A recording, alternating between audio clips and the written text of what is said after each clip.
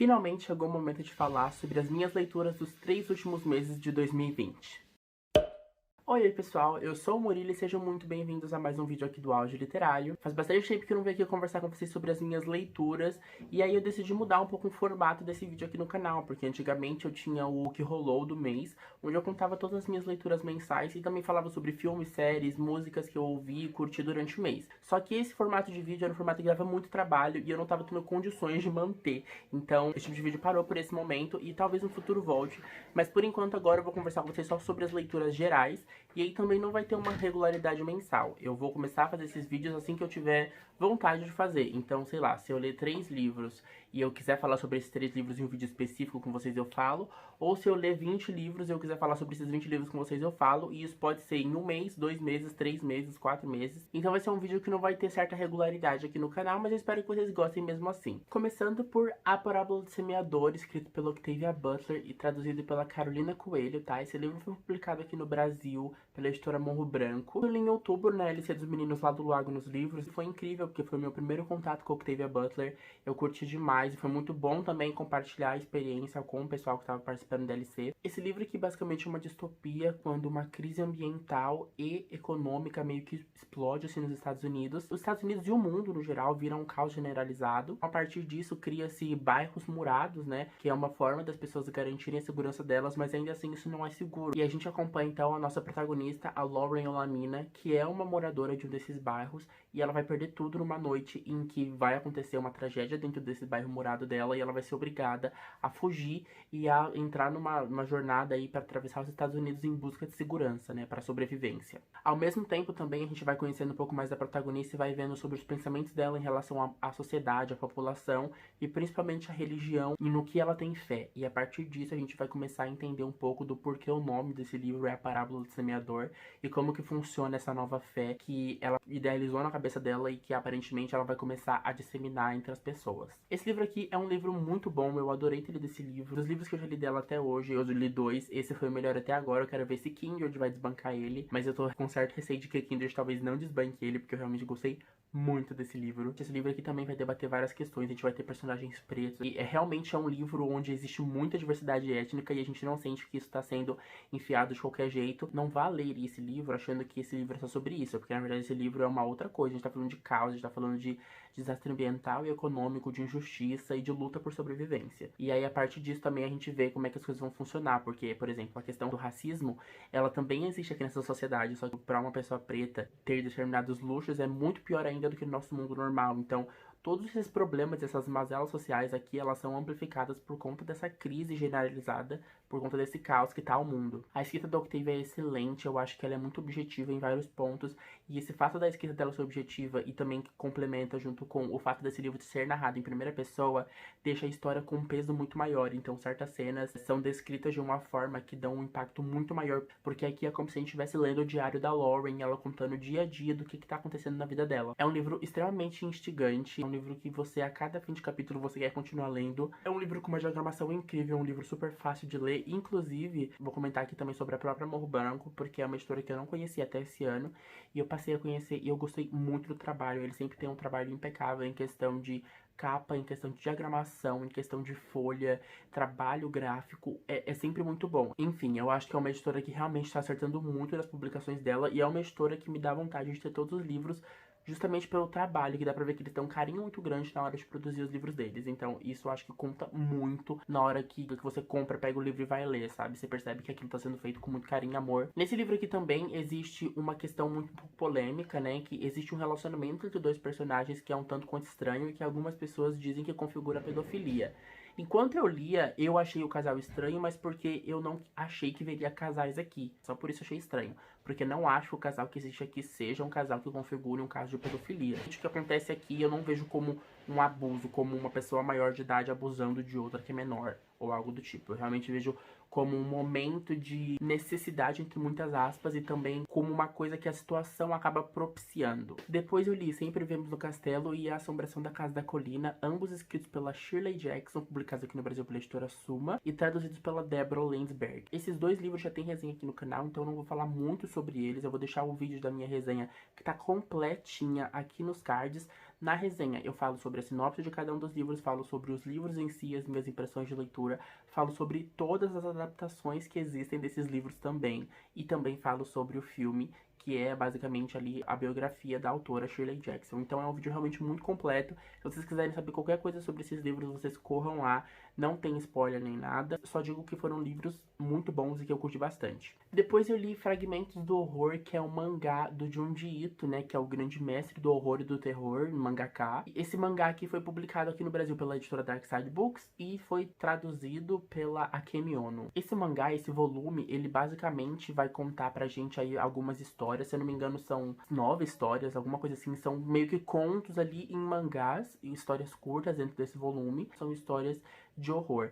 E aí, quando eu digo horror, não é aquela coisa de terror de susto, nem nada, ou de deixar você com medinho. Mas é que são histórias que te deixam literalmente horrorizados, porque são coisas muito bizarras. E o que eu mais gostei dessas histórias e da forma de um dito de contar essas histórias é que ele traz muitas questões do nosso cotidiano, questões muito banais, que a gente nunca imaginaria que fariam parte de uma questão de um horror. E ele transforma isso em horror, e a gente realmente fica muito agoniado lendo algumas dessas histórias. E eu curti muito. Junji Ito é um mangaka que eu já queria muito conhecer a obra dele, principalmente a que eu ainda não conheci, que é uma indicação da Milena lá do Enevoada. Ela vive comentando sobre esse mangá, que é Uzumaki. Ela e várias outras pessoas que eu conheço comentam, falam muito bem. Eu tenho muita vontade de ler. Depois de ter lido isso aqui, já coloquei na minha wishlist todos os outros mangás dele, que são bem caros, mas que eu tenho muita vontade de ler ainda assim. E eu não vou falar meio que a sinopse de cada um dessas histórias curtas, porque são histórias curtas, então não tem muita graça se eu contar pra vocês o que vai acontecer e meio que a sinopse dessas histórias, porque por ser muito curta, acho que vale mais a pena vocês entrarem de cabeça. Mas eu realmente recomendo muito esse mangá. Eu adorei a leitura, inclusive eu li ali em outubro, ali próximo do Halloween. É muito engraçado que conforme eu vou tirando os livros da estante, vai tudo caindo ali atrás, vocês estão percebendo, né? Depois eu li então Código da Vinci, que é um livro publicado pela editora Arqueiro aqui no Brasil, escrito pelo Dan Brown e traduzido pela Marcelina Cavalcante Falcook.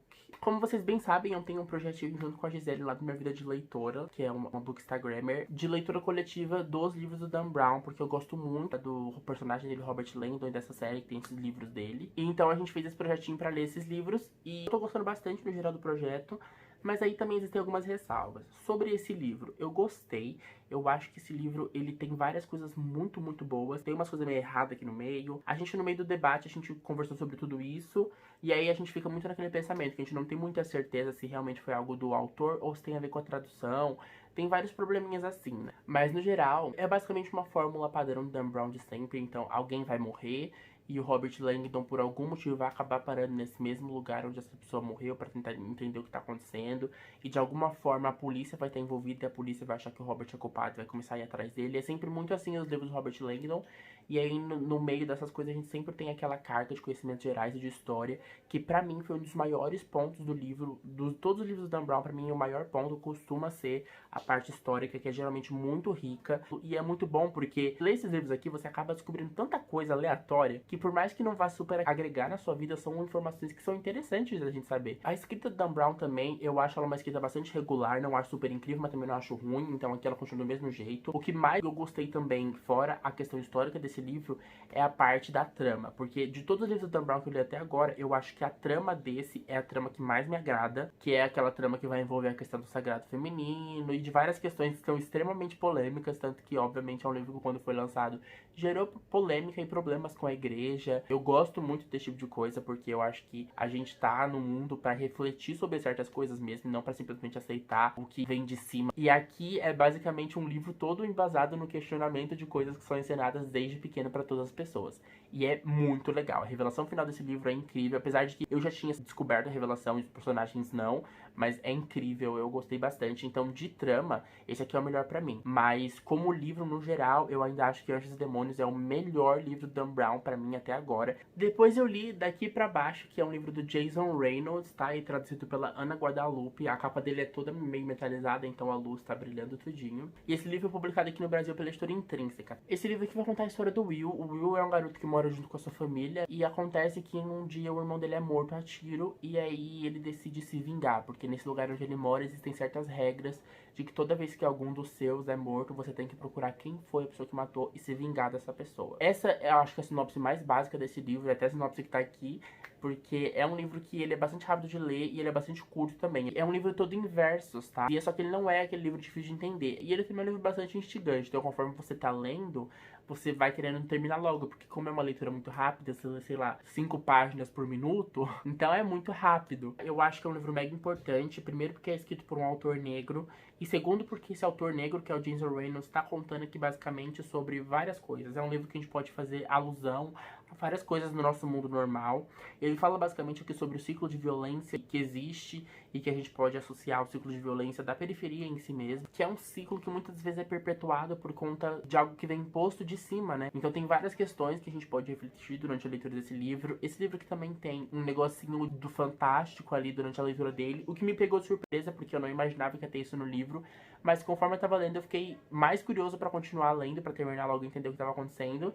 E quando chega no fim, ele meio que dá uma destruidinha na gente, porque ele é um fim que é aberto não de um jeito tipo, você não entendeu nada. Ele é um fim que ele é aberto basicamente pra gente refletir, não só a história, mas sobre como a gente tem agido e sobre como as coisas funcionam na sociedade. Ele foi muito bom, eu gostei bastante de ter lido, era um livro que eu já queria muito ter lido, inclusive eu ganhei de presente de aniversário da Gisele, da minha vida de leitora também. Seguido de daqui pra baixo, eu li Olhos d'Água, da Conceição Evaristo, que é uma autora nacional, se eu não me engano ela é mineira, e é uma autora inclusive mega consagrada. Esse livro aqui ele é super indicado pelo Alex, lá do Bookaholic, que é muito indicado também por vários outros booktubers e pessoas da internet no geral. Esse livro vai contar pra gente, basicamente, alguns contos de mulheres periféricas e suas vivências. Então a gente vai ter aqui um conto que vai falar sobre a mulher que é aquela mulher de bandido, a gente vai ter um conto que vai falar sobre uma mulher que sofre violência no transporte público, a gente vai ter um conto que vai falar sobre uma mãe que não tem condições de criar os filhos e meio que vive na rua, assim. Tem até um conto que tem um toque mais sexual e fala também sobre questões de sexualidade. É um livro bastante impactante, a escrita da Conceição Evaristo,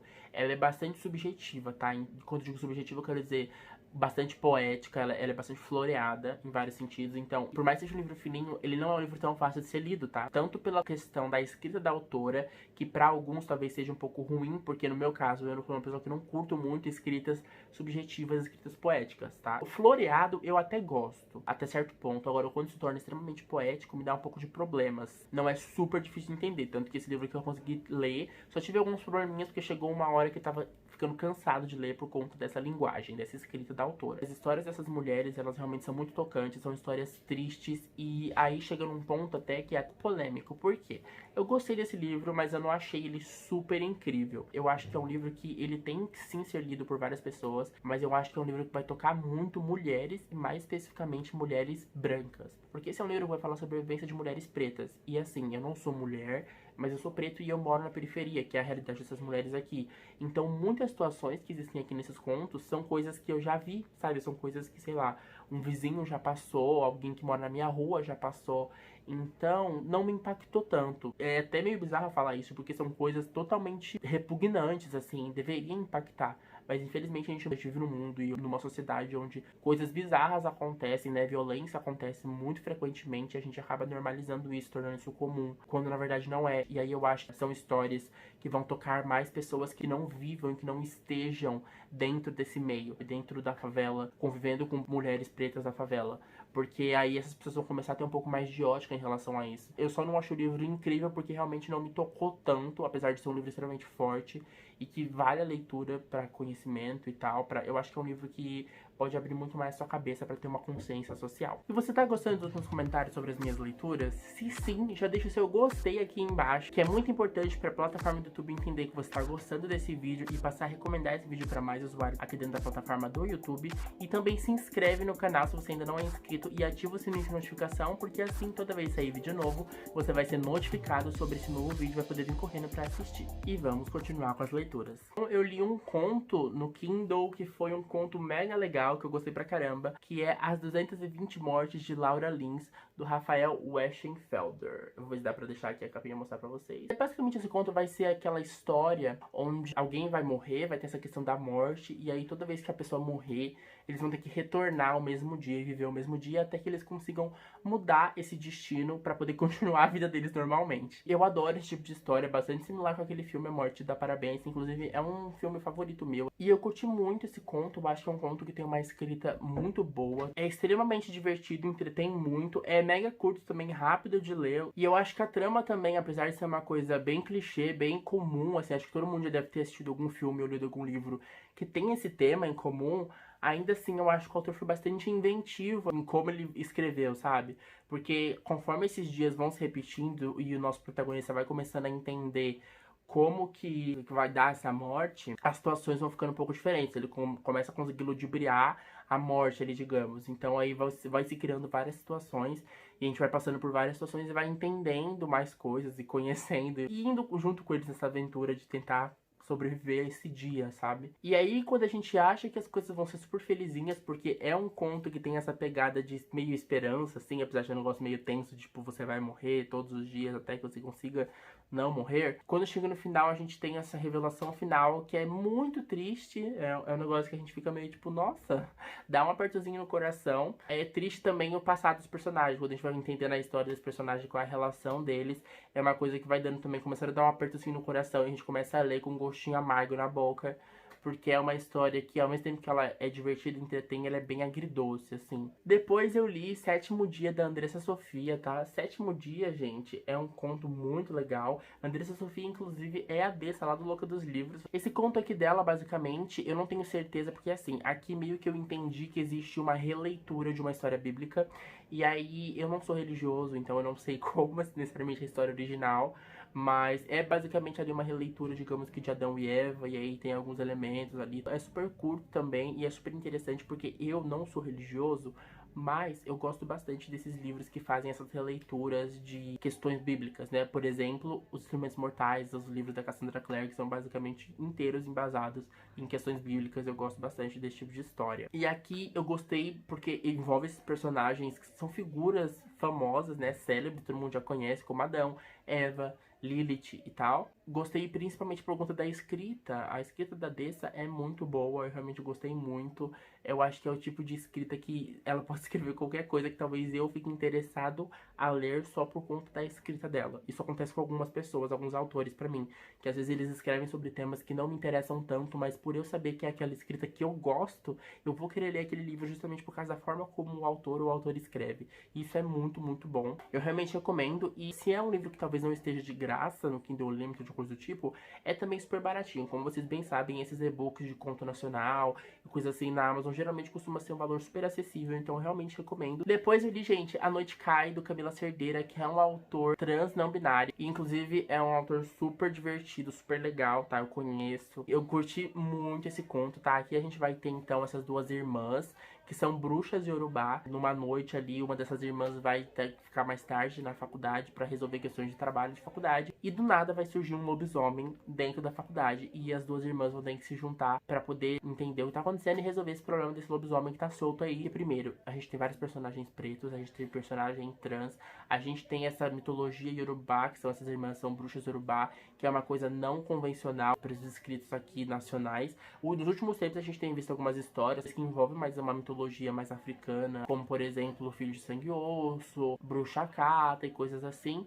Porém, essa é a primeira vez que eu leio isso em algo nacional, algo feito por alguém que nasceu no Brasil. Isso foi bem legal. E ainda por cima também tem o cenário, o plano de fundo, o background da história, que é em Fortaleza. Já li contos nacionais que se passassem no Nordeste, mas localidades especificamente que se passassem em Fortaleza. Só que aqui o autor coloca várias coisinhas específicas, lugares de Fortaleza. Então quem é de Fortaleza falou isso aqui vai se identificar, ou até mesmo quem já esteve em Fortaleza viajando, coisa do tipo, vai reconhecer talvez alguns lugares. É uma escrita super boa também do Cami, eu gostei pra caramba, de verdade, eu realmente recomendo. É super divertido, passa super rápido, e foi uma história que quando eu terminei de ler, ficou com aquele gostinho de quero mais. Eu inclusive já até mandei mensagem e falei, pelo amor de Deus, você me faça uma continuação, e ele já falou que vai escrever outras histórias dentro desse mesmo universo aqui. Então eu realmente fiquei muito curioso e eu espero que venha logo, porque Eu gostei muito da escrita, é uma história realmente muito interessante, muito divertida, assim. Depois eu li mais um livro do Octavia Butler, como eu comentei lá no começo, foi o outro livro do Octavia que eu li também. Só que esse eu não gostei tanto quanto do primeiro, que foi A Parábola do Semeador, que foi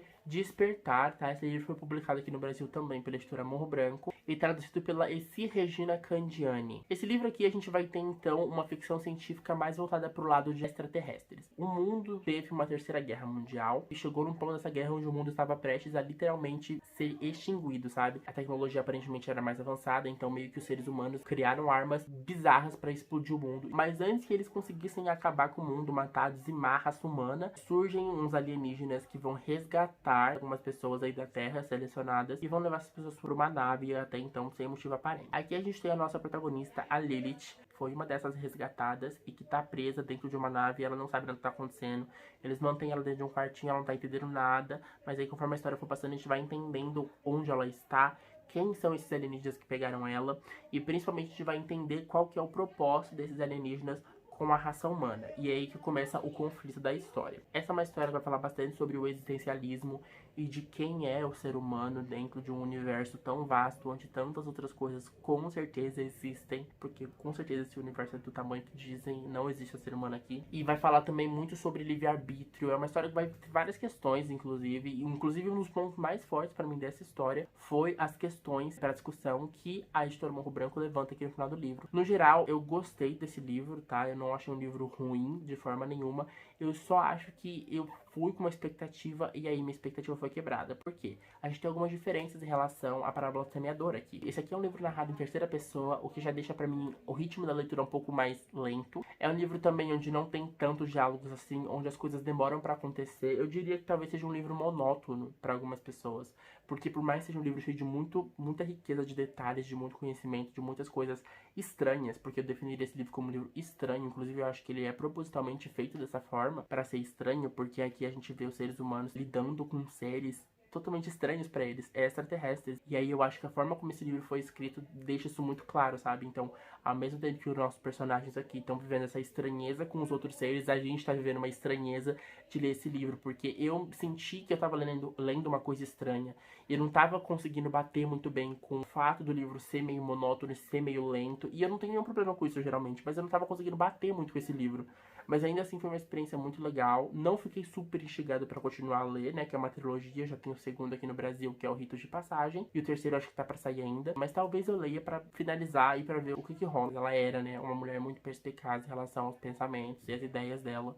E eu acho que isso é o mais legal de ler, sabe? Ler em 2020, algo escrito há muitos anos e que tem tantas coisas legais pra agregar. Novamente, eu acho que esse aqui também é um livro que talvez afete muito mais mulheres quando for ler do que homens, porque aqui também existe uma questão de maternidade, de coisas, questões femininas mesmo, que talvez afetem as mulheres de uma forma geral. Não acho que seja por isso que eu não tenha gostado tanto desse livro, mas sei lá, eu acho que o fato realmente, o que mais me incomodou é o fato do livro ter sido escrito em terceira pessoa e aí ter tido essa quebra de ritmo, porque na medida que a Parábola do Semeador é um ritmo super acelerado e objetivo, aqui a gente não tem tanta objetividade e nem essa aceleração. E aí eu acho que isso me deu um pouco de agonia enquanto eu tava lendo. Inclusive eu li também na LC das Meninas lá das Autoras Fantásticas, né, que é a Maclá, do canal Maria Clara Bruno, e a Gisele, do Abdução Literária. Depois eu li Quando o Rei Esteve Aqui, da Lili Lua, é uma autora nacional, e esse aqui é uma novela. Ele fica entre o conto e o romance, então ele é um pouco maior que um conto, mas não tão grande a ponto de ser um romance. É uma ficção histórica, inclusive eu conheci a autora e eu já entrevistei ela lá no canal do Igor nos meus monólogos. Na verdade foi mais um bate-papo mesmo, sobre a escrita dela, sobre várias coisas. A autora é super maravilhosa, e eu já queria ler essa novela dela antes de ter rolado essa live, mas depois que rolou a live fiquei mais curioso ainda. A gente vai ter como plano de fundo o Cangaço, porque a autora ela trabalha, como eu disse, com essa questão da ficção histórica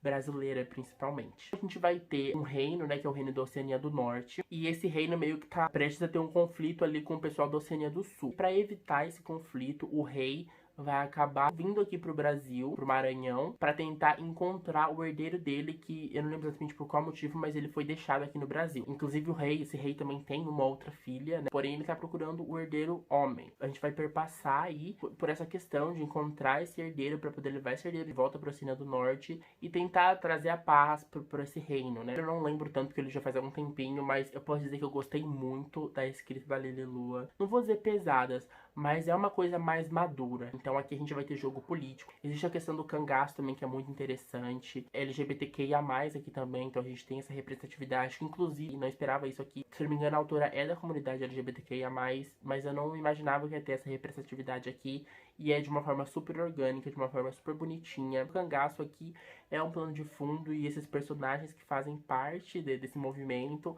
vão agir aqui na história também. E vão ter, claro, um envolvimento direto com esses nossos protagonistas, que são esses nobres aí da Oceania do Norte. Existe também a questão dos personagens pretos aqui também.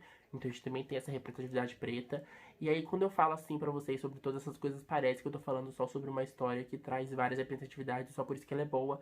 Mas não, essa história não é só boa porque exige representatividade nela. Representatividade, as várias cerejas que tem nesse bolo que tornam a história melhor.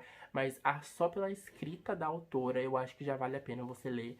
Porque é muito, muito intrigante, é gostoso de ler, é uma novela super rápida de ler também. E eu acho que desse ano, assim, talvez seja uma das coisas mais diferentes que eu li, tanto pelo tema quanto pela forma como ela escreve, sabe? E eu gostei bastante disso, realmente recomendo. Depois de Quando o Rei Esteve Aqui, eu li O Que Encontramos nas Chamas, que é a novela da Maíra Sigvald, que é a Maíra lá do All About the Book, maravilhosa, que eu fiquei completamente surpreendido por essa leitura, tá? Primeiro que a Maíra foi super responsável. Aqui já no começo do livro, a gente já tem um disclaimer ali, um aviso de gatilho, porque é uma história que vai falar de abuso sexual. E eu fiquei muito surpreso, porque foi a primeira vez que eu li isso num livro, e é uma coisa que eu acho que é muito importante que existem vários outros livros, tá? Eu sou uma pessoa que eu não sou muito atingido por gatilhos. Esse tipo de coisa realmente não me atinge. Mas existem pessoas mais sensíveis que eu e que são atingidas, né? Acabam sofrendo certos danos aí. E aí esse tipo de coisa é mega importante, porque se a pessoa tem algum tipo de problema com aquilo e ela vê isso logo no começo do livro, é uma coisa que ou ela se prepara pra ler ou ela não lê, sabe? E é melhor do que a pessoa descobrir no meio da história e acabar causando um transtorno pra essa pessoa. Então eu achei isso mega responsável da parte dela. Mas não é só por aí, gente. Não é só por aí, porque a Maíra fez um negócio incrível com essa história. E a gente vai ter nossa protagonista, que se eu não me engano o nome dela é Camila. E essa personagem, a mãe dela tá sofrendo ali, tá com uma doença, alguma coisa assim, quase que no leito de morte. E aí essa personagem vai até a casa onde ela ficou na infância durante um tempo, que é uma casa que era dos tios dela, e vai lá buscar alguma coisa, fazer alguma coisa. Só que o que a gente entende aqui já nesse comecinho é que alguma coisa muito ruim aconteceu nessa casa no passado dela.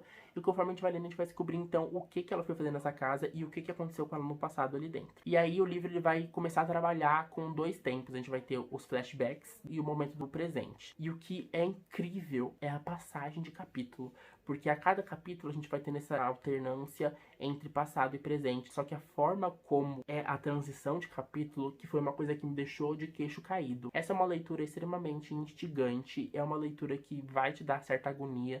O clima de suspense dessa história me lembra muito o clima de suspense de Verity. Porque enquanto eu lia Verity, o tempo todo eu ficava com um negócio, uma sensação estranha na barriga de que alguma coisa muito ruim tava pra acontecer, mas eu não sabia exatamente o que. Quando chegou em certo ponto aqui na novela que eu já sabia o que ia dar de ruim, ainda assim ainda continuava dando essa sensação estranha na barriga. Então foi um negócio que foi do começo ao fim da novela, eu em agonia lendo, e cada vez lendo mais rápido pra chegar no fim logo, porque é totalmente instigante ao fim de cada capítulo. E não vou recomendar pra todo mundo, claro, então se você tem algum tipo de problema com isso, não leia, porque aqui isso não é abordado de uma forma explícita, tipo, não tem, sei lá, uma cena de estupro ou coisa do tipo, não tem isso aqui. Só que a forma como a Maíra escreveu, porque tem muita profundidade aqui e dá pra sentir. Eu me coloquei muito no lugar da protagonista e eu meio que consegui sentir certas coisas, assim, e me senti até um pouco mal com toda essa história que acontece aqui.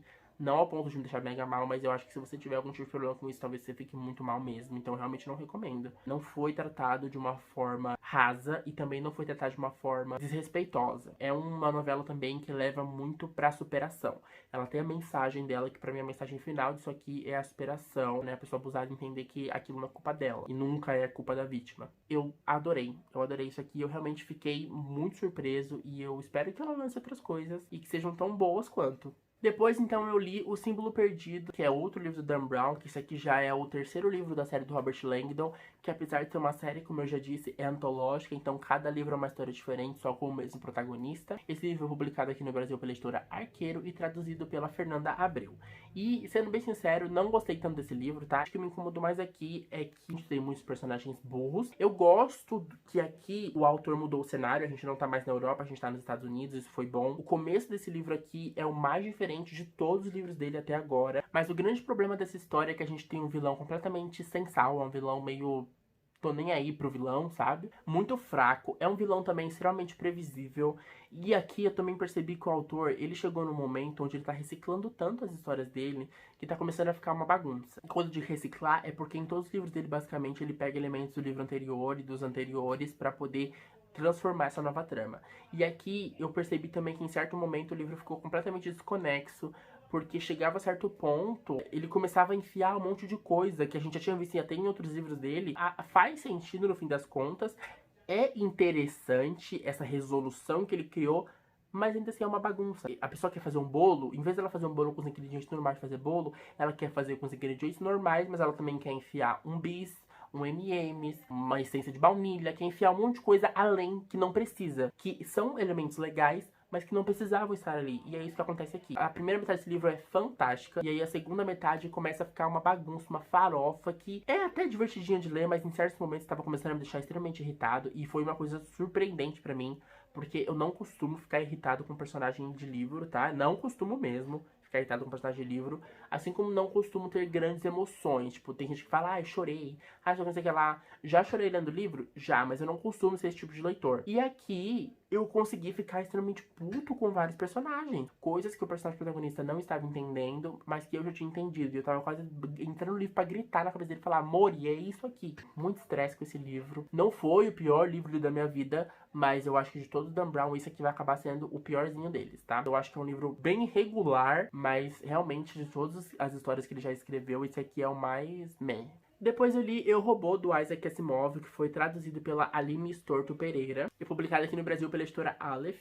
Eu li esse livro no físico, tá? Ele foi emprestado do meu primo e eu já devolvi. Mas o que eu posso dizer desse livro? Eu gostei muito, não sei se vocês sabem, mas Eu, Robô é um livro de contos do Isaac Asimov, que é um escritor muito consagrado da ficção científica. Ele é um autor que ele tem certas problemáticas por trás, porque ele já foi acusado várias vezes de abuso sexual. Eu acho que ele já teve certos problemas com a esposa dele, problemas de agressão, alguma coisa assim. Das questões, das acusações de assédio sexual eu tenho, mas essa questão da esposa dele eu não tenho, mas eu já ouvi dizer algo parecido também. Apesar disso, ele é um cara também que foi muito importante pra questão da ciência em si. Ele foi a primeira pessoa a usar o termo lei da robótica, né? Ele foi o pioneiro das leis da robótica, que inclusive foi através desse livro que ele meio que disseminou essa questão das leis da robótica. Tanto que as leis da robótica são o fundamento desses contos aqui desse livro. Existem os contos, mas fora os contos tem uma situação acontecendo. Uma pessoa tá indo entrevistar uma mulher chamada doutora Susan Colvin, psicóloga roboticista, que ela entende do psicológico dos robôs, e ela vai dar essa entrevista pra esse cara porque ela tá super velha, tá meio que prestes a se aposentar. E aí, conforme a entrevista, ela vai contando várias histórias que ela já passou sobre robôs na vida dela. E aí, cada historinha desse robô é um conto. Os contos aqui são muito bons, tem contos melhores, tem contos piores. E a escrita é super fácil também, tá? Eu fiquei surpreso porque por ser ficção científica e Isaac Asimov, que nunca tinha lido, foi o primeiro contato com o autor, eu achei bem fácil de ler. Esse é um livro que foi regular. Eu entendo que como foi o livro que pioneiro na questão das leis da robótica, ele foi um livro que durante muito tempo, talvez até hoje para algumas pessoas, seja uma leitura extremamente espetacular. Ainda assim não deixa de ser bastante genial, mas também tem certos contos ali que são contos chatinhos. Chegou uma hora que eu percebi também que os contos estavam tendo certa repetição. O maior problema que eu tive com esse livro de contos é que o Asimov, como eu disse, era um carinha machistinha. Ah, era da época? Era da época, mas ainda assim é importante a gente ressaltar e deixar isso muito claro. Vários gênios eram machistas, eram não sei o que, por causa que era questão da época. Você vai deixar de consumir o conhecimento por conta disso?